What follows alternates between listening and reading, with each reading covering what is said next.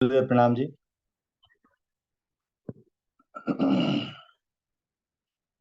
अस्मद्गुरुभ्यो नमः। अस्मत्परम गुरुभ्यो नमः। अस्मत्सर्वगुरुभ्यो नमः। श्री राधा कृष्णाभ्याम नमः। श्रीमते रामानुजाय नमः। लंबोदरं परम सुंदर एकदंतं पीतांबरं त्रिनयनं परम पवित्रम् उद्यद्दिवाकरनिभोज्ज्वलकान्तिकान्तं विघ्नेश्वर सकलविघ्नहरं नमामि। नारायणं नमस्कृत्यं नरं चैव नरोत्तमं देवीं सरस्वतीं व्यासं ततो जयमुदीरयेत्। जयतु देवो देवकी नंदनो अयम्। जयतु कृष्णो विष्णुवंश प्रदीपः। जयतु मेघ श्यामल कोमलांगः। जयतु पृथ्वी भरनाशो मुकंदः। बर्हपीडं नटवरवपु कर्णयो कर्णिकारं बिभ्रद्वासः कनककपिशं वैजयन्तीं च मालां रन्ध्रान् वेणुर्धरसुधया पूरयन् गोपवृन्दै बृन्दारण्यं स्वपदरमणं प्राविशद् गीतकीर्तिः। रामाय रामभद्राय रामचंद्राय वेधसे रघुनाथाय नाथाय सीताय पतये नमः। मूकं करोति वाचालं पंगुं लंघ्यते गिरिं यत्कृपातम् अहं वन्दे परमानन्दमाधवम्। भक्त भक्ति भगवंत गुरु चतुर्नाम बपुएक इनके पद वंदन किए नासद विघ्न अनेक। नासद विघ्न अनेक।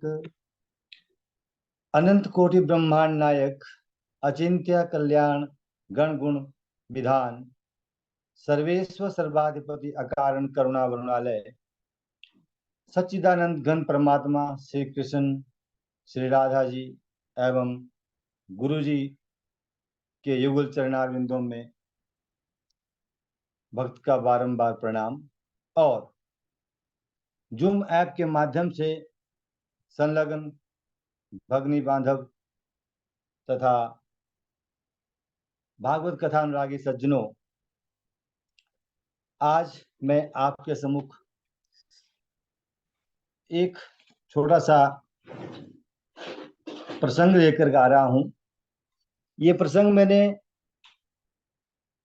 किसी पुस्तक से पढ़ा एक दिन पत्रिका में, और गुरुजी द्वारा जो नोट्स भिजवाए जाते हैं, जो सिखाया जाता है, उनसे इतर है हट करके। ये तो गुरुजी से प्रार्थना है कि कृपया इसको, मुझे ये अच्छा लगा थोड़ा सा, इसलिए मैं इसको करने की गुस्ताखी कर रहा हूँ। आज्ञा हो। इस प्रसंग में भगवान श्री कृष्ण जी की लीलाएं हैं, और ये भगवान श्री कृष्ण जी को जितने भी जिन इनके अवतार हुए, उनको भगवान त्रिभुवन स्वामी शिवजी महाराज ने हर एक अवतार को अपने आप जांचा परखा देखा। तो इस बाल रूप का भी भगवान शिवजी महाराज दर्शन करना चाहते हैं। तो इसी का इसमें सुंदर चित्रण किया गया है। आनंद विभोर मुद्रा में एक बार नारद जी कैलाश पर्वत पर शिवजी के पास आए और प्रणाम किया, और कुछ यूं कहा त्रिलोकीनाथ के चरणों में ब्रह्मपुत्र नारद का प्रणाम। शिवजी की प्रसन्न चित्त मुद्रा, शिवजी नारद जी की प्रसन्न चित्त मुद्रा को देख करके भक्तराज बड़े आनंद विभोर दिखाई दे रहे हो, क्या कारण है? नारद जी बोले, प्रभु आप तो सर्वज्ञ हैं, सब कुछ जानते हो कि आजकल मैं मृत्यु लोक में विचरण कर रहा हूं। वहां पर इन दिनों स्वयं भगवान श्री कृष्ण जी, श्रीमन नारायण जी गोकुल में नंद धाम में बाबा नंद और यशोदा के पुत्र बनकर के अवतीर्ण हुए हैं। तो बस बस उनकी इस इन बाल लीलाओं का मैं आनंद ले रहा हूं, और ऐसा आनंद है कि इसकी स्मृति चित्त से हटती ही नहीं, प्रफुल्लित हो उठता है चित्त। भगवान त्रिलोकीनाथ जी ध्यान लगा करके कहते हैं, आ हा हा, वाह नारद, अति सुंदर। तुम्हारे मुख से उनकी इस अद्भुत लीला का विवरण सुनकर आज हमारे अंदर भी ये भाव जग उठे, कि ये साधना जग उठी कि मैं भी इनकी लीलाओं का स्वयं दर्शन करूं। नारद जी बोले, प्रभु ये कैसी लीला है? भगवान श्री कृष्ण जब कभी भी आप की चर्चा करते हैं तो आपको अपना स्वामी कहते हैं, और रामावतार में तो उन्होंने अपने हाथ से रामेश्वर में आपकी स्थापना करके आपकी पूजा अर्चना की है। और यहाँ यहाँ उन्हें अपना स्वामी आप कहते हैं। प्रभु आप दोनों तो एक ही हैं, फिर द्वैत रूप धारण करके कभी एक भगत तो कभी दूसरा स्वामी, कभी दूसरे भगत, कभी एक स्वामी, ये कुछ समझ से बाहर है। इस संबंध की व्याख्या करने की शक्ति शेष, ब्रह्मा जी और सरस्वती जी को भी नहीं संभव है। नारद, प्रत्येक कल्प में जब जब ये अवतार धारण करते हैं तो हम उनके इस बाल रूप का दर्शन करने अवश्य आते हैं, क्योंकि इस रूप में उनके दर्शन और कभी भी नहीं हो सकते। तभी शिव जी महाराज जी जय सच्चिदानंद पुकार करके अंतर ध्यान हो गए, और उधर भगवान श्रीमन नारायण जी ने योग माया को पुकारा और उनका ध्यान करके कहा, देवी योग माया सावधान, त्रिभुवन पति शंकर जी गोकुल पधार रहे हैं। देवी योग माया ने कहा, जो आज्ञा प्रभु। गोकुल में आनंद धाम के आंगन में पहुंचते ही शंकर जी जोगी वेश धारण किए हुए कहते हैं, अलख निरंजन, अलख निरंजन। कहाँ हो? मन में कहते हैं, कहाँ हो प्रभु, बाहर तो आइए जरा। एक जोगी आयो, एक जोगी आयो रे तेरे द्वार, दिखा दे मुख लाला का, ओ मैया दिखा दे मुख लल्ला का, तेरे पलने में पालन हार, तेरे पलने में पालन हार, दिखा दे मुख लाला का, दिखा दे मुख लाला का।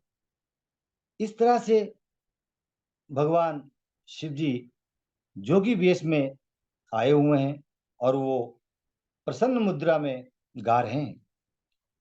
नंदधाम के अंदर कक्ष में मैया यशोदा अपने लाला को नहला करके उसका श्रृंगार कर रही है। कभी मुख के ऊपर नजर ना लगे, नजर से बचाने के लिए टीका लगाती है, हाथ में काला धागा बांधती है और बालक के श्रृंगार में मस्त है। एक एक वस्तु को जहां जहां वहां वो होनी है वहां लगा रही है। सौंदर्य प्रधान।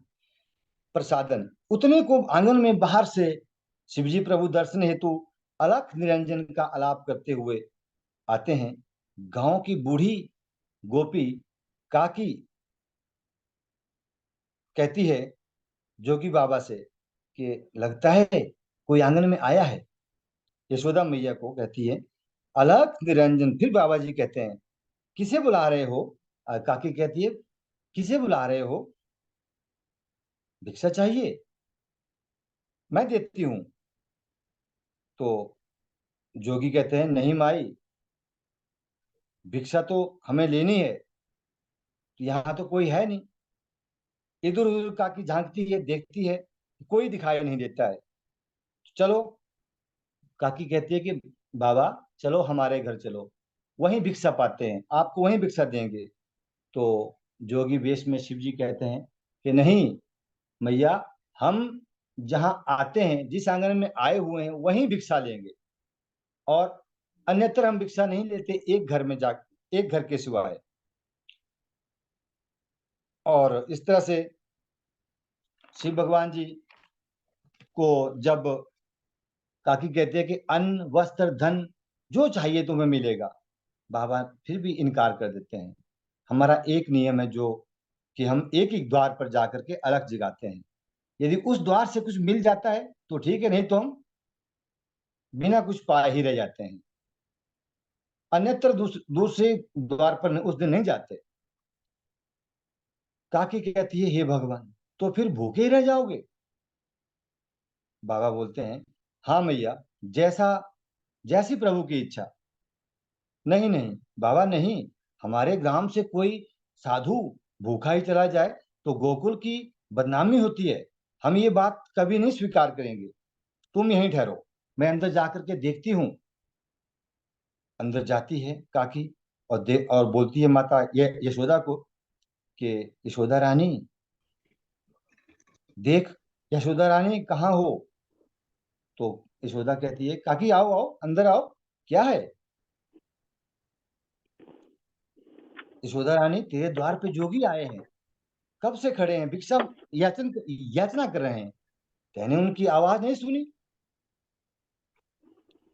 ये बड़ा महात्मा लगता है। तो यशोदा कहती है गोपी गोपी को कि जरा लला का ध्यान रखना, मैं बाहर जाकर के जोगी बाबा को भिक्षा दे के आती हूँ। और यशोदा मैया ने अन्न वस्त्र धन इत्यादि जो थी भिक्षा के लिए वस्तुओं उपयोगी, वो थाल में सजाई और काकी के साथ आंगन में जोगी बाबा के लिए भिक्षा देने चली गई, और लला को उधर गोपी के पास रखा। लेकिन जब काकी ने कहा कि भिक्षा तो ले ली, लेकिन बाबा के लिए दक्षिणा, ओहो दक्षिणा तो भूल गई, तो लाती हूं अभी। सुधा ने कहा बड़ी दिव्यात्मा है, देखो बहुमूल्य, देखो इनकी खूब मन लगा करके इनको भिक्षा देना। तो उधर शंकर जी बाहर मन ही मन कहते हैं प्रभु दर्शन देने में इतना संकोच।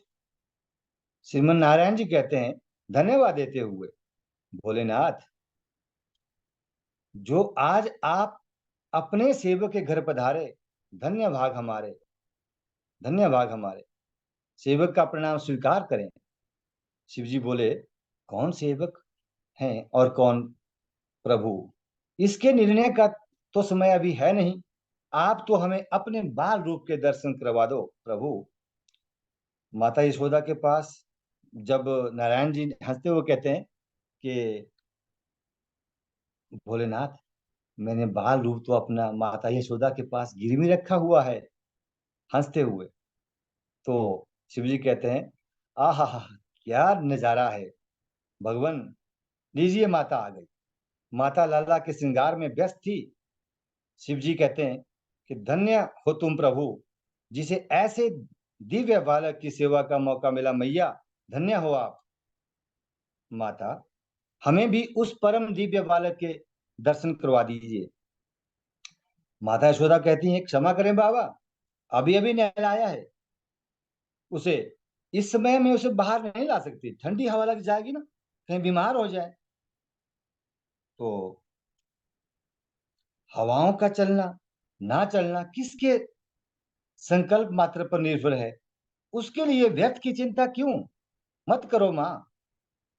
बाबा जी कहते हैं, उसे एक बार हमारे पास ले आओ, उसके दर्शनों की लालसा में ही हम तेरे द्वार पर आए हैं मैया।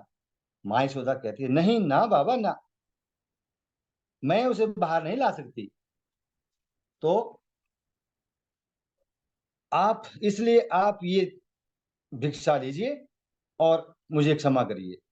शिव जी बोले, मैया ये हीरे मोती, ये पत्थर के टुकड़े हमारे किस काम के, हमें इनका लोभ नहीं, चाहो तो ऐसे हमसे ही ले लो, रख लो, लो। और बाबा भोलेनाथ ने अपने कमंडल्स में हीरे मोती निकाल करके मैया को के थाल में धर दिए। तो साथ में ये कहा कि हमारी भिक्षा ये नहीं है। मैया काकी से डरती हुई पूछती है, काकी ये कोई असली साधु नहीं, ये कोई माया भी लगते हैं। रोते हुए कहती है, देखो जोगी बाबा, तुम जैसे कई मायावी आए पहले भी आ चुके हैं, सभी ऐसी चिकनी चुपड़ी बातें करते हैं। तेरो लला तो बड़ा दिव्य बालक है, इसके दर्शन करा दे मैया, हमारी गोद में दे दे। और फिर और फिर सब ना जाने क्या क्या उसका अनिष्ट करने की चेष्टा करते हैं। मेरे लाल ने आप लोगों का क्या बिगाड़ा है बाबा, क्या बिगाड़ा है जो आप लोग इसके शत्रु बन गए हैं। कठोर शब्द करती हुई माँ कहती है, मैया भिक्षा चाहिए तो लीजिए, अन्यथा अपने स्थान को पधारिए, मैं बालक को बाहर नहीं लाऊंगी, बिल्कुल नहीं। शिव जी कहते हैं, मैया ऐसे कठोर मत बनो, हम बहुत दूर कैलाश पर्वत से आए हैं। मैया क्रोध में आ गई, कैलाश में आए थे तो वहीं शिव जी भगवान के दर्शन कर लेते, यहाँ काहे को पधारे फिर।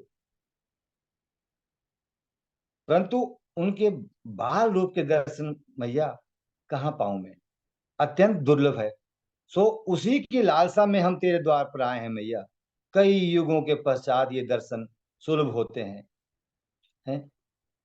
मैया कहती है, नहीं नहीं, क्षमा करें बाबा, मैं उसे बाहर ला ही नहीं सकती। मेरे पति की आज्ञा है कि किसी भी अनजान व्यक्ति के सामने बालक को कभी मत लाना। अब योग माया का रोल आता है, और जो पूर्णमासी बुआ के रूप में आकर के यशोदा से कहती है, ये अनजान व्यक्ति नहीं है यशोदा, अनजान व्यक्ति नहीं, मैं इन्हें जानती हूँ, भली प्रकार से जानती हूँ। मैंने कहा था ना कि गोकुल में आने से पहले मैं काशी में रहती थी, वहीं इन दिव्य बाबा जी के दर्शन मुझे वहीं हुए थे। हाँ हाँ, ये सचमुच परम दिव्य शक्ति हैं, शक्तिपति हैं यशोदा, नंद रानी, ये शक्तिपति हैं। ये इन्हें लला के दर्शन करा दो, करा दे मैया, यशोदा करा दे। इनका आशीर्वाद पाकर तेरा लला बड़ा प्रसन्न होगा। यशोदा माँ पूछती है आश्चर्य से, पूर्णमासी बुआ क्या तुम सच कह रही हो, तुम इन्हें जानती हो। तो हाँ यशोदा, भली भांति जानती हूँ। अरे अरे, ये तो तेरा सौभाग्य है कि तेरे लला का प्रेम तेरे द्वार पर इन्हें ले आया। यशोदा कहती है, परंतु इनकी वेशभूषा तो देखिए, लला तो उन्हें देख करके डर जाएंगे। ना बाबा ना, बुआ नहीं, बिल्कुल नहीं।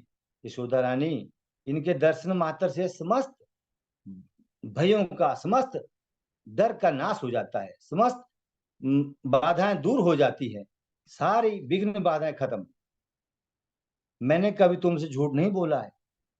हाँ, काकी यशोदा को आश्वस्त करती हुई कहती है, हाँ यशोदा रानी, ये पूर्णमासी बुआ बिल्कुल सच बोलती है, सत्य वचन, झूठ बिल्कुल भी नहीं, इनके मुंह में झूठ है ही नहीं। जब वो पहले पहल गोकुल में आई थी तो इसी ने तुम्हें आशीर्वाद दिया था कि तुम्हारे घर लल्ला होगा। तब तुम सभी आशा छोड़ चुके थे कि कहाँ 80 वर्ष 90 वर्ष में कहाँ लल्ला होगा। ये सदा सच कहती हैं, सो इनकी बात मान ले। बेटी, पूर्णमासी बुआ कहती है, जा बेटी जा, लला को ले आ। यशोदा संदेह भरे स्वर में कहती है, पर मैं बालक इनके हाथ में कैसे दूंगी ना। पूर्णमासी बुआ, अच्छा, बालक को तो ले आ, ये दूर से ही आशीर्वाद दे देंगे। जा बेटी जा, जल्दी ला। फिर कहती है, जाओ यशोदा, ये भिक्षा वस्तुएं मुझे दो। यशोदा अंदर लला के पास जाती है और पुचकारते हुए लला को कहती है, भगवान, मेरे बोले मेरे लला का कोई अहित ना हो सके। श्रीमन नारायण से दुआएं करती है। चल लला, फिर कहती है, लला चल चल, कोई तेरे दर्शन के लिए आज आए है रे। चल। यशोदा लला को गोदी में उठा करके लाती है। अटखेलियां करता हुआ लला आता है। लला को श्रीमन नारायण जो लला के रूप में आए हुए हैं, उनको पता है कि बाहर भोलेनाथ आए हुए हैं। मंद मंद मुस्काते हुए और जैसे बाल सुलभ क्रीड़ाएं करते हुए मैया की गोद में अटखेलियां कर रहे हैं। वो वास्तव में श्रीमन नारायण जी जो कृष्ण रूप में आए हुए हैं, वो भी जोगी बाबा से मिलने के लिए व्याकुल हैं, आतुर हैं। जोगी बाबा के सामने जाकर यशोदा कहती है, लो जोगी बाबा, इसे देख लो और आशीर्वाद दे दो। तो लला जोगी की ओर देख रहा है, मंद मंद मुस्काता हुआ, मानो कह रहा है, वाह प्रभु वाह, तुम्हारी ये लीला भी अपरंपार। वाह, क्या कहने, क्या मनोहारी रूप है, क्या दिव्य अलौकिक छवि है। प्रभु, बलिहारी जाऊं, तो के बलिहारी जाऊं। अब जोगी बाबा कहे, मैया आज्ञा हो तो एक बार अपने मस्तक को इनके चरणों में रखूं। भैया ना बाबा ना, बिल्कुल नहीं, मैं इन्हें छूने तक नहीं दूंगी। पूर्णमासी बुआ फिर कहती है, पहले अपने चरण रज तो दीजिए ना बाबा, पहले अपने चरण रज तो दीजिए। और पूर्णमासी बुआ भोलेनाथ के चरणों को अपने हाथों से स्पर्श करती हुई और वहां से रज लेकर के, चरण रज लेकर के बालक के लला के मस्तक पर लगाते हैं। जैसे ही चरण को श्रीमन नारायण जी के मस्तक पे लगाया, तो वैकुंठवासी, वैकुंठ में बैठे हुए श्रीमन नारायण जी अपने मस्तक को देखते हैं और कहते हैं, वाह प्रभु, आज आपकी चरण रज मेरे लिए, मेरे मस्तक की शोभा बन गई। वाह, कितनी शांति है, कितना इसमें परम दिव्य अनुभूति मुझे हो रही है। और कहते हैं, धन्यवाद प्रभु, धन्यवाद, कोटिशा धन्यवाद। इस पर भोले बाबा प्रतिक्रिया देते हुए कहते हैं, हे प्रभु, ये कहाँ का न्याय है कि हम इतनी दूर से आकर हम आपके बाल रूप का आलिंगन ना कर पाए। जिन चरणों से निकली गंगा हमने अपने शीश पर धारण की है, उन चरणों को एक बार तो छू लेने दीजिए ना। वैकुंठ से श्रीमन नारायण जी ने जिसे उसी समय बाबा को नतमस्तक होकर प्रणाम किया। और ठीक तभी भोले बाबा आगे बढ़कर लला के चरणों का स्पर्श किया और स्तुति कुछ यूं प्रकार की, आत्मस्तमों तमोंकार आकार रूपम परात परम सत्य परम त्रिसत्यम योगीश्वरो वा जगदीश्वरो वा तम कृष्ण रूपम मनसा स्मरामि।